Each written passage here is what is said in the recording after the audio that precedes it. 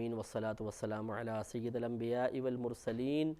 اما بعد فاعوذ باللہ من الشیطان الرجیم بسم اللہ الرحمن الرحیم۔ الحمدللہ الہادی پروگرام میں انبیاء، رسل، نبوت اور رسالت کے موضوع پر سلسلہ کلام جاری ہے۔ پچھلے پروگرام میں ہم نے سورہ انعام کی آیت نمبر 48 اور 49 پر کلام شروع کیا تھا، اور اس میں جو اللہ تبارک و تعالی نے انبیاء علیہ السلام کے دنیا میں آمد کے ایک عظیم مقصد کا ذکر فرمایا، اس پر ہمارے درس کا سلسلہ جاری تھا۔ اللہ تبارک و تعالی نے ہر نبی، ہر رسول کے بارے میں ارشاد فرمایا کہ ہم نے انہیں ڈر سنانے والا اور خوشخبری سنانے والا بنا کر بھیجا ہے۔ یعنی انبیاء علیہ السلام کا کام یہ رہا کہ وہ آ کر لوگوں کی نفسیات کے مطابق انہیں ڈر بھی سناتے رہے اور انہیں اللہ تبارک و تعالیٰ کی طرف سے انعامات کے واقعات بھی سنائے، بشارتیں بھی دیں، وعیدیں بھی بیان فرمائیں۔ اور وجہ یہ ہے کہ ہمارے نفس کی مثال ایک بچے کی طرح ہے۔ جیسے بچے کو کسی کام کی طرف اگر آپ کو مائل کرنا ہو تو اس کے دو طریقے ہوتے ہیں، یا تو انعام یا ڈانٹ ڈپٹ، سختی یا نرمی۔ تو کبھی ایسا ہوتا ہے ہم بچے کو انعام کا لالچ دیتے ہیں، مثلا بچہ اسکول نہیں جا رہا، ہم کہتے ہیں دیکھو تمہیں ٹافی دیں گے، تمہیں مٹھائی دیں گے، تمہیں ہم کمپیوٹر دلا کر دیں گے، تمہیں گاڑی دلا کر دیں گے، اسکول جاؤ۔ بچہ اس لالچ میں چلا جاتا ہے۔ اور کبھی ایسا ہوتا ہے کہ ہم اس قسم کے لالچ نہیں دیتے بلکہ بچے کو ڈانٹتے ہیں، ڈپٹتے ہیں کہ ماروں گا، یہ کر دوں گا، وہ کر دوں گا، تو بچہ خوف کی وجہ سے جاتا ہے۔ تو چونکہ انبیاء علیہ السلام انسانوں کے پاس ہی تشریف لائے، اور ہر انسان کے ساتھ ایک نفس ضرور ہے، اور نفس یا تو انعام سے ترغیب پاتا ہے اور یا کسی وعید سے خوف زدہ ہو کر کسی کام کی طرف مائل ہوتا ہے۔ تو اللہ تبارک و تعالیٰ نے ہی نفس کو پیدا فرمایا، اس کی نفسیات، اس کی عادت، اس کی کیفیات اللہ ہی بہتر جانتا ہے۔ اسی کے بالکل مزاج کے موافق اللہ تبارک و تعالیٰ نے تعلیم کا سلسلہ بھی رکھا، ایسی تعلیم جس میں رحمت بھی ہے، انعام بھی ہے، ڈر بھی ہے، خوف بھی ہے، سزا بھی ہے، سزا کا تذکرہ بھی ہے۔ اس کو سننے کے بعد یقیناً ایک نارمل نفس ضرور خوف محسوس کرتے ہوئے ضرور انعام کے لالچ میں بہت سی چیزوں کو اختیار کرے گا اور بہت سو کو چھوڑے گا اور کامیاب ہو جائے گا۔ اور جس نفس میں بیماری ہے وہ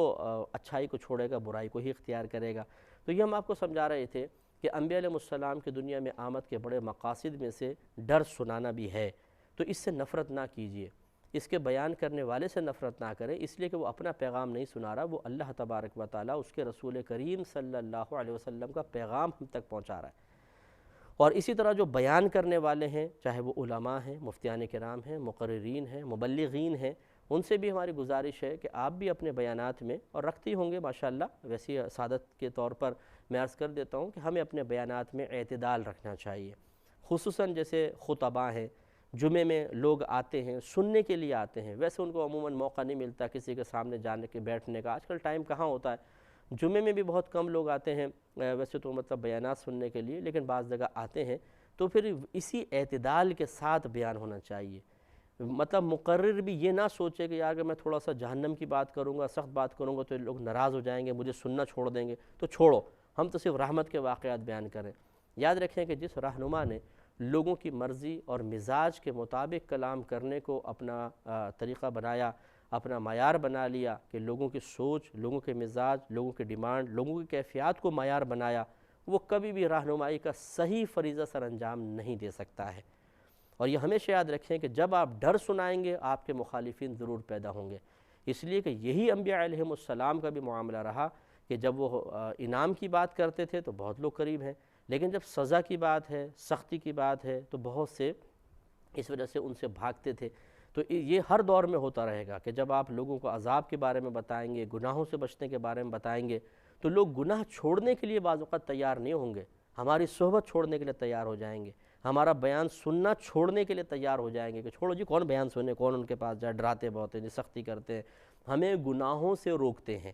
حالانکہ وہ شخص تو وہ کام کر رہا ہے جو انبیاء علیہ السلام نے کیا۔ تو اس وقت ایک مقرر کو بھی سوچنا چاہیے کہ کسی نبی نے ایسا نہیں کیا کہ وہ قوم کے پاس آیا اور اس نے یہ کہا ہو، یہ سوچا ہو کہ اس قوم کی ڈیمانڈ کیا، یہ کیا سننا چاہتے ہیں، چلو وہی سناؤں گا، اس کے علاوہ نہیں سناؤں گا۔ نہیں، یہ بالکل غلط طریقہ ہے۔ ہاں، آپ کے سنانے کا انداز اچھا ہونا چاہیے، خوبصورت انداز ہونا چاہیے، لٹھ مار جس کو کہتے ہیں وہ انداز ہونا چاہیے۔ او مجرموں، کم بختوں، نیک عمل کرو، جہنم میں جاؤ گے، جہنم میں۔ اب لوگ سنیں گے، بولیں گے ارے باپ رے، یہ تو بہت عجیب و غریب آدمی ہمیں جہنم میں پہنچا رہا ہے۔ یہ کوئی طریقہ کار تو نہیں ہوتا۔ یہ بھی بعض لوگ ہوتے ہیں کہ نادانی میں اسٹریٹ فارورڈ ایک دم سیدھا اسٹریٹ فائر جس کو کہتے ہیں وہ کر دیتے ہیں اور سامنے والا بدزن ہو کے بھاگتا ہے۔ آپ اگر اللہ تبارک و تعالیٰ کے عذاب کو بیان کریں تو وہ بھی لوگوں کی نفسیات کو ملحوظ رکھتے ہوئے بڑی حکمت کے ساتھ، بڑے پیار کے ساتھ، پولائٹلی گفتگو کریں، اچھے الفاظ استعمال کریں کہ دل میں خوف کی کیفیت بھی نمودار ہو جائے اور کسی کے نفس پر، ذہن پر آپ کے جملے گراں بھی نہ گزرے، چوٹ نہ لگے جا کر۔ ایک مثبت چوٹ تو ہونی چاہیے، لیکن ایک ہے کہ وہ برا محسوس ہونا، ناگوار گزرنا، جیسے مطلب تم لوگ گناہ کرتے ہو، تم جہنمی ہو، تمہیں عذاب قبر ہوگا، تم لوگ مجرم ہو، تم لوگ بدنگاہیاں کرتے ہو۔ یہ تم لوگ ایک تو کہنا ویسے بھی مطلب مناسب نہیں ہوتا کہ اگر کوئی مقرر بیان کر رہا ہے کوشش یہ کرے کہ تم یا آپ کے الفاظ استعمال نہ کرے، کیونکہ اس سے ڈائریکٹ سامنے والوں پر اٹیک ہوتا ہے۔ آپ لوگ گناہ کرتے ہیں، تم لوگ گناہ کرتے ہو۔ اگر یوں کہہ دیا جائے کہ ہم مسلمان آج کل بہت زیادہ گناہوں میں مبتلا ہیں، ہم مسلمان، اس میں کوئی سامنے والا برا نہیں مانے گا کہ ہمیں ٹارگٹ نہیں۔ اب اجتماعی طور پہ بات ہو رہی ہے، لیکن بعض اوقات بیان کرنے والا یہ غلطی کر بیٹھتا ہے کہ وہ صرف سامنے والوں کو ٹارگٹ بناتا ہے۔ میرا رہنما کوئی اور ہے۔ اس میں بعض اوقات ایسا بھی ہوتا ہے کہ یہاں سے اٹھ کر جانے والے بولتے ہیں کہ خود تو بڑے پارسا ہے نا، ہمیں بولتا ہے کہ گناہ کر رہے ہیں، خود بھی تو گناہ کرتے ہیں، خود بھی کرتے ہوں گے، بھائی پتہ نہیں کیا کیا کرتے ہوں گے، ہم پہ اٹیک کر رہے ہیں سیدھے سیدھے۔ تو یوں لوگ پھر بعض اوقات اس قسم کے سخت جملوں کو ناگوار محسوس کرتے ہوئے بغاوت پر اتر آتے ہیں، اور پھر اب ان کے بھاگنے کا جو بڑی وجہ ہے وہ ہمارا انداز ہے۔ اب وعیدات نہیں ہیں، اب اللہ تبارک و تعالیٰ کی سزاؤں کا بیان نہیں ہے، بلکہ ان سزاؤں کو بیان کرنے کا انداز ہمارا غلط تھا، یہ ہمارے لیے قابل گرفت ہوگا۔ دیکھیے نبی کریم صلی اللہ علیہ وسلم نے بھی جہنم کے واقعات بیان فرمائے، وعیدات بیان فرمائی، میدان محشر کی ذلت کو بیان فرمایا، لیکن انتہائی نفیس طریقے سے۔ صحابہ کرام علیہم رضوان خود بیان فرماتے ہیں کہ بعض اوقات نبی کریم صلی اللہ علیہ وسلم جب آخرت کے بارے میں بیان فرماتے تھے تو ہماری روتے روتے ہچکیاں بن جاتی تھیں۔ تو بڑے پیارے انداز سے سرکار بیان فرماتے تھے، جس میں براہ راست سامنے والے پہ ہٹ نہیں ہوتا تھا، اٹیک نہیں ہوتا تھا، بلکہ بہت پیارے انداز سے اجتماعی طور پہ مسلمانوں کو ایک تلقین کی جاتی تھی۔ یہ طریقہ اختیار کرنے کی بہت زیادہ ضرورت ہے۔ پھر دیکھیے اب آیت کا اگلا حصہ بہت ہی توجہ طلب ہے کہ فمن آمنا و اصلحہ۔ اللہ تعالیٰ نے فرمایا کہ اور ہم نے جو رسولوں کو بھیجا وہ صرف اس لیے کہ وہ ڈر سنانے والے ہیں، وہ خوشخبری سنانے والے ہیں، اور پھر اس کے بعد فمن آمنا و اصلحہ، پھر جو ایمان لایا اور اس نے اپنے اعمال کی اصلاح کر لی، فلا خوف علیہم ولا هم یحزنون، تو نہ ان پر کچھ خوف ہے اور نہ وہ آخرت میں غمگین ہوں گے۔ معلوم یہ ہوا کہ صرف ڈر سن لینا، صرف رحمت کے واقعات سن لینا یہ کافی نہیں ہے۔ صرف اس قسم کے واقعات، ان قسم کی وعیدات اور خوشخبریوں سے ایک عارضی طور پہ قلب پر کیفیت کو طاری کر لینا یا کیفیت کا طاری ہو جانا یہ کافی نہیں ہے، بلکہ اس کے بعد کچھ اپنے قدرت و اختیار سے اعمال و افعال بھی اختیار کرنے ہوں گے۔ لہٰذا اب یہ بعض حضرات ایسے ہوتے ہیں کسی اجتماع میں جا کے بیٹھ گئے، کوئی بیان سن رہے ہیں، وہ دل پر لگ گیا، رونے لگے، اور آج تو بہت زبردست بیان تھا، میری آنکھوں سے آنسو نکل آئے۔ اچھا اس کے بعد ختم، باہر نکلے سب بھول بھال گئے، پھر وہ پرانی حرکتوں میں لگ گئے۔ تو بھائی یہ خالی آنسو کا نکلنا یہ تو آپ کا تو کوئی کمال نہیں تھا، اللہ تبارک و تعالی نے اس شخص کو توفیق دی، اس نے جملے کہے اور آپ کے دل میں رقت اور نرمی اللہ نے پیدا فرمائی، آنکھوں سے آنسو نکلوا دی، ہمارا کیا کمال؟ ہاں اگر کسی کمال کی نسبت ہماری طرف ہو سکتی ہے وہ یہ کہ ان کی نصیحتوں کو قبول کر کے پھر ہم اپنے اعمال کی اصلاح کرتے اور اپنے قدرت و اختیار سے گناہوں کو چھوڑتے اور عبادات پہ استقامت حاصل کرتے تو یہ کہا جا سکتا تھا آپ کا کمال ہے، ورنہ رو پڑنا، دل کا نرم ہو جانا، یہ حقیقتاً یہ کیفیت ہمارے قدرت و اختیار میں تو نہیں ہے۔ اگر ایسا ہوتا تو پھر آپ ان کے سامنے کیوں رو رہے ہیں؟ جب آپ چاہتے ہو آنکھ بند کرتے ہو، قلب پہ کیفیت طاری ہوتی، آنکھوں سے آنسو نکل آتے، لیکن نہیں نکلیں گے۔ اس کا مطلب یہ ہے کہ یہ کوئی کمال نہیں، اور بالفرض اگر آپ کا کمال مان بھی لیا جائے تو مطلوب شرع یہ نہیں ہے۔ یہ نہیں ہے کہ صرف آپ کے ٹھیک ایک وقتی کیفیت طاری ہوئی، آپ نے بیان سنا، آپ نے کہا نہیں یہ ٹھیک کہہ رہے ہیں، بالکل واقعی ہم بڑے گناہ گار ہیں، یہ صرف اقرار کر لینا کافی نہیں ہے۔ بہت سے لوگ یہی کرتے ہیں کہ جی ہاں جی بالکل صحیح کہہ رہے ہیں آپ، واقعی ہم بڑے گناہ گار، اللہ تعالیٰ معاف فرمائے، بس باہر نکل کے پھر وہی ساری الٹی سیدھی حرکتیں ہیں۔ تو اگر آپ نے اپنے گناہ گار ہونے کا اقرار کر لیا، میں نے اپنے گناہ گار ہونے کا اقرار کر لیا، تو یہ اس کا مطلب یہ نہیں ہے کہ بس یہاں پر معاملہ ختم ہو گیا، اللہ تعالیٰ نے فرمایا فمن آمنا، پھر جو ایمان لایا، یہ ایمان لانا مطلب جو نبیوں نے خوشخبریاں سنائی، وعیدات سنائی، ان کا اقرار کیا، آپ بالکل ٹھیک کہہ رہے ہیں، یہ ہے اقرار، یہ ہے ایمان لانا۔ وہ اصلحہ، اور پھر اس نے اپنے اعمال کی اصلاح کر لی۔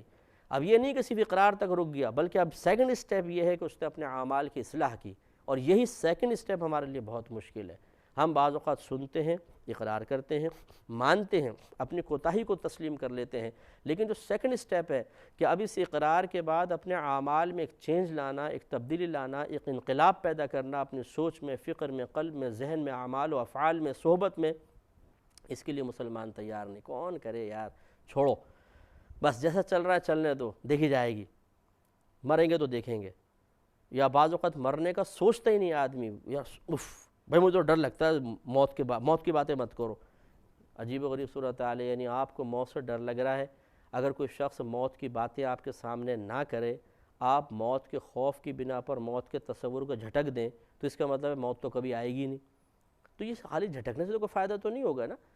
فائدہ تو اس کا ہوگا کہ آپ موت کو بھی یاد رکھیں اور سوچیں کہ آج میں جو افعال و اعمال بہت ہی جرأت مندی کے ساتھ اختیار کر رہا ہوں، اگر آج فرشتہ میرے دروازہ زندگی پر آ کر اچانک دستک دے دے تو اس کے بعد تو کسی کو مہلت ملتی نہیں ہے۔ پھر آدمی اگر تمنا کرے کہ اللہ تعالیٰ تھوڑی سی مہلت دے دے، بیوی سے ایک جملہ کہہ لوں، بچوں سے مل لوں، ماں باپ سے مل لوں، تھوڑا اپنا میرا حساب کتاب ہے، میں ابھی بس اس کو ختم کر کے کچھ لینا ہے، کچھ دینا ہے، اور پھر انشاءاللہ میں مر جاؤں گا، نہیں، پھر مہلت نہیں ملتی۔ آدمی دل میں ہزاروں منصوبے، ہزاروں حسرتیں، ہزاروں تمنائیں، ہزاروں حاجتیں لے کر اچانک مر جاتا ہے، اور پھر وہ ختم ہو جاتا ہے، اس کو کون پوچھے گا۔ تو اس لیے اللہ تبارک و تعالیٰ نے بہت ہی نفیس انداز سے سمجھایا کہ انبیاء علیہ السلام جب تشریف لاتے ہیں، وہ ڈر بھی سناتے ہیں، خوشخبری سناتے ہیں۔ تو اب عوام قوم کے لیے سعادت کی بات یہ ہے کہ پہلے وہ سن کے اقرار کرے کہ آپ ٹھیک کہہ رہے ہیں، اس کے بعد اپنے اعمال کی اصلاح کی طرف آ جائے۔ تو جو ایسا کرنے میں کامیاب ہو گیا، اللہ تبارک و تعالیٰ نے اس کے لیے انعام بیان فرمایا کہ فلا خوف علیہم ولا هم یحزنون،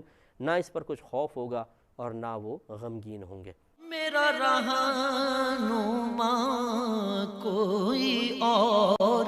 ہے۔ معلوم یہ ہوا کہ یہ آیت فلا خوف علیہم ولا هم یحزنون یہ کوئی اولیاء اعظام کے ساتھ ہی خاص نہیں ہے، جیسے بعض اوقات یہ آیت کریمہ پڑھی جاتی ہے الا ان اولیاء اللہ لا خوف علیہم ولا هم یحزنون، خبردار بے شک اللہ تعالیٰ کے ولیوں کو نہ کچھ خوف ہے نہ وہ غمگین ہوں گے۔ تو بعض مقررین یوں کہہ دیا کرتے ہیں کہ دیکھیں یہ اللہ کے ولیوں کی شان ہے کہ نہ ان کو کچھ خوف ہوگا نہ وہ غمگین ہوں گے۔ ٹھیک ہے، یہ ولیوں کی بھی ایک شان ہے، لیکن یہ ولیوں کے ساتھ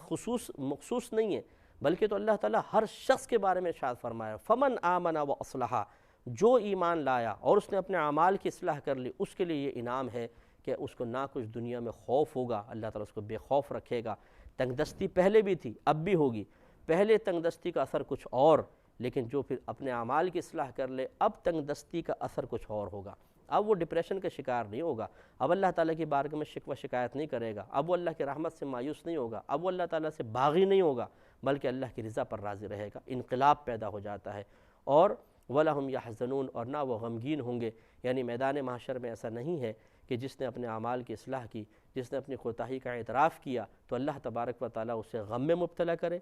ذلت میں مبتلا کرے، رسوائی میں مبتلا کر دے، ایسا نہیں ہے۔ اس کو عزت ملے گی، مقام ملے گا، وقار ملے گا، اور اللہ تعالیٰ اس کو دیگر انعامات سے نوازے گا۔ اس کے برعکس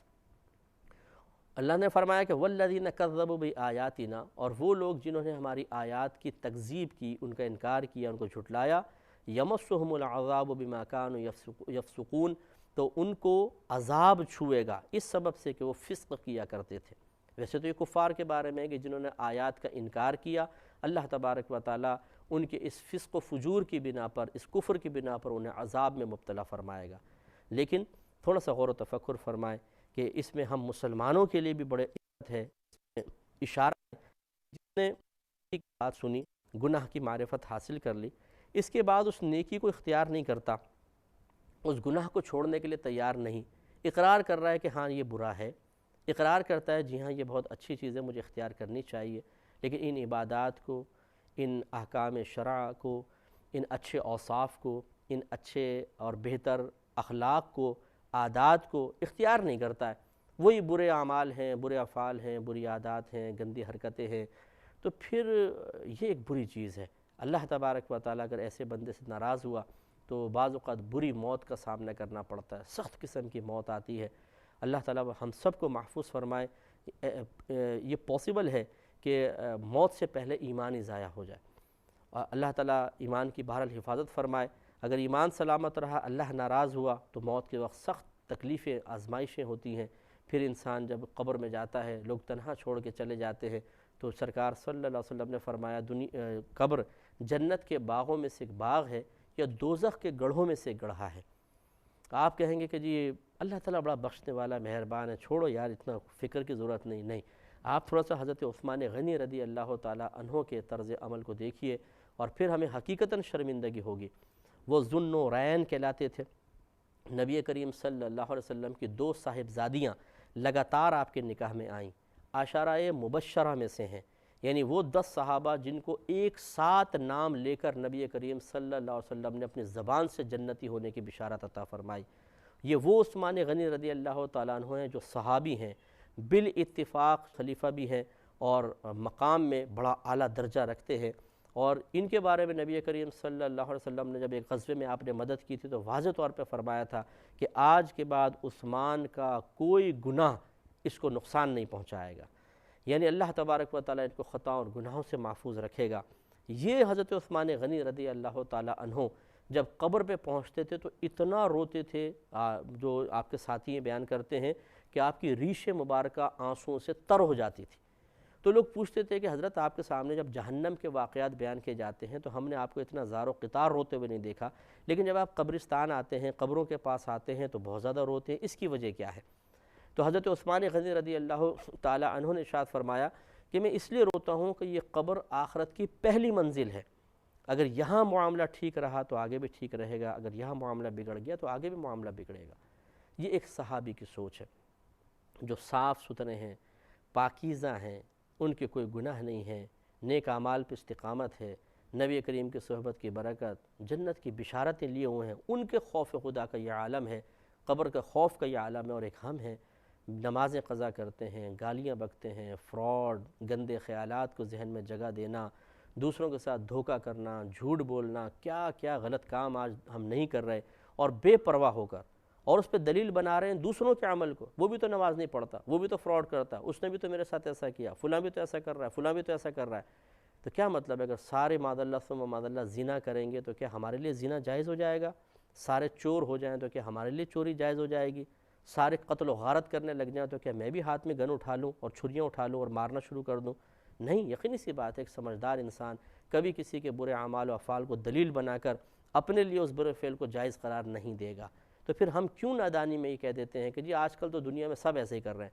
سب ایسا کر رہے ہیں تو آپ کیوں کر رہے ہیں؟ اللہ تبارک و تعالیٰ کی بارگاہ میں کیا یہ جملہ ہماری نجات کے لیے کافی ہوگا کہ اللہ تعالیٰ میں نے اس لیے گناہ کیا، سب کر رہے تھے تو کر رہے تھے تو کیا تمہیں اس کی اجازت دی گئی تھی؟ وہاں پر اگر گرفت ہو جائے گی اور اللہ کی بارگاہ میں اس طرح اوٹ پٹانگ جواب جو دے گا وہ پھر سزا کا مستحق بھی ہوگا، اس لیے توجہ کرنی چاہیے۔ اللہ تبارک و تعالیٰ سے دعا ہے کہ رب کریم مجھے اور آپ دونوں کو آخرت کی سنجیدگی کے ساتھ تیاری